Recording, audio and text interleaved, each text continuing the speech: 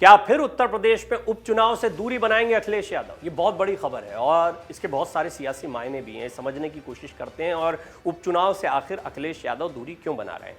UP विधानसभा चुनाव में मिली हार के बाद समाजवादी पार्टी मिशन 2024 की तैयारियों में जुट गई है, लेकिन मुलायम सिंह यादव के निधन से पार्टी को बड़ा धक्का लगा है और परिवार को भी धक्का लगा है।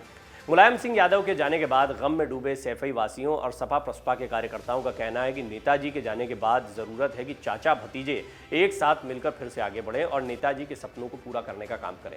इसके साथ ही उत्तर प्रदेश में एक बार फिर उपचुनाव को लेकर सियासी पारा चढ़ने लगा है। राज्य के लखीमपुर स्थित गोला गोकर्णनाथ विधानसभा सीट पर उपचुनाव हो रहा है। इस सीट पर बीजेपी ने अमन गिरी को अपना उम्मीदवार बनाया है। दूसरी ओर समाजवादी पार्टी ने पूर्व विधायक विनय तिवारी पर बड़ा दांव लगाया है।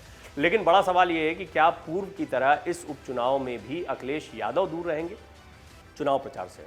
चर्चा है कि समाजवादी पार्टी के प्रमुख अखिलेश यादव इस उपचुनाव से भी दूर रहेंगे।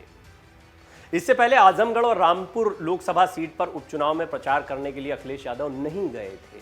सपा प्रमुख अखिलेश यादव आजमगढ़ और रामपुर लोकसभा सीट पर उपचुनाव के दौरान प्रचार करने नहीं गए तो एक बड़ा मुद्दा बना था। हालांकि तब उनके चचेरे भाई और आजमगढ़ से सपा के उम्मीदवार रहे धर्मेंद्र यादव ने इसका जवाब दिया था। उन्होंने कहा था कि उनकी पहले से ही उपचुनाव में प्रचार के लिए नहीं जाने की परंपरा है।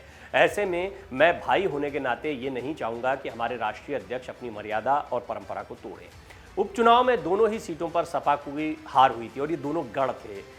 आजमगढ़ तो बहुत ही बड़ा गढ़ था क्योंकि खुद अखिलेश यादव की छोड़ी हुई सीट थी, लेकिन यहाँ पर गुड्डू जमाली जो कि बहुजन समाज पार्टी के प्रत्याशी थे उन्होंने पूरा खेल बिगाड़ दिया। नहीं तो यहाँ पर ताकत में दिखाई दे रहे थे धर्मेंद्र यादव। बहुत क्लोज मुकाबला हुआ निरहुआ और धर्मेंद्र यादव के बीच में, लेकिन ऐसा लगता है कि कहीं ना कहीं अखिलेश यादव को रामपुर और आजमगढ़ की बदलती हवा का अंदाजा हो गया था और साथ ही साथ में उपचुनाव में हार होगी अगर ये अंदेशा हो और वहां पर अपना चेहरा रखा जाए तो ये अखिलेश यादव की भी हार दिखाई पड़ती। लिहाजा ये कहना गलत नहीं होगा कि बहुत सोच समझकर उपचुनाव से दूरी बनाई गई थी। उपचुनाव में दोनों ही सीटों पर सपा की हार हुई थी। इस बात की काफ़ी चर्चा रही कि अखिलेश यादव प्रचार में क्यों नहीं गए। अखिलेश यादव की जमकर आलोचना भी इस पर हुई थी। यहाँ तक कि बीजेपी नेताओं का कहना था कि अखिलेश को पहले से ही हार का डर था, इसलिए उन्होंने चुनाव प्रचार से दूरी बना रखी थी। आजमगढ़ और रामपुर लोकसभा सीट पर उपचुनाव में बीजेपी को तो शानदार जीत मिली, खासतौर पर रामपुर।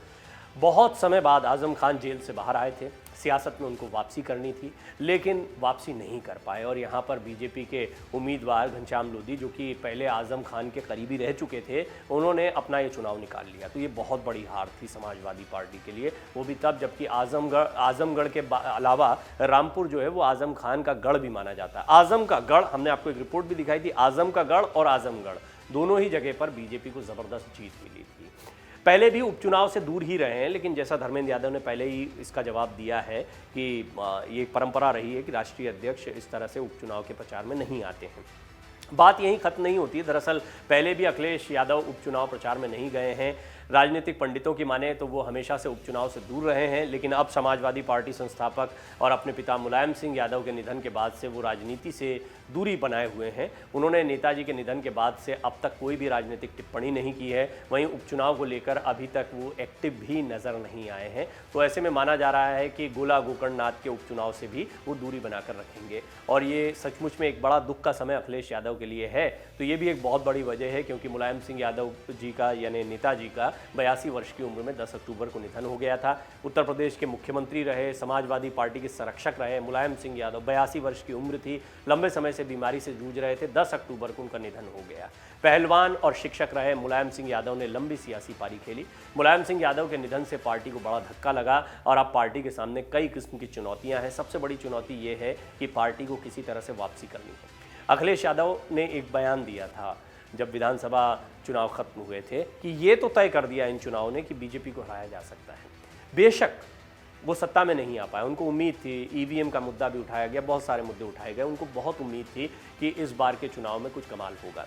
हालांकि बीजेपी भी अपने 300 पार के आंकड़े के वादे को या दावे को पूरा नहीं कर पाई थी, लेकिन फिर भी पूर्ण बहुमत के साथ योगी आदित्यनाथ ने 37 साल का इतिहास दोहरा दिया क्योंकि इतने लंबे समय से कोई भी मुख्यमंत्री दोबारा उस कुर्सी पर नहीं बैठ पाया था। ऐसा करने वाले इतने सालों में, 3 दशकों में योगी आदित्यनाथ पहले मुख्यमंत्री साबित हुए। तो ये एक बड़ी जीत बीजेपी के लिए मानी जा रही थी, खासतौर पर तब जबकि आगामी समय में 2024 में भी बीजेपी को यदि अपने पुराने प्रदर्शन को बरकरार रखना है तो उत्तर प्रदेश सबसे महत्वपूर्ण जगह होगी। लेकिन ये तय माना जा रहा है कि उत्तर प्रदेश में अगर सियासी रणनीतियाँ और समीकरण ठीक तरीके से आगे बढ़ाते हैं अखिलेश यादव, तो बीजेपी के लिए चुनौतियाँ बढ़ सकती हैं।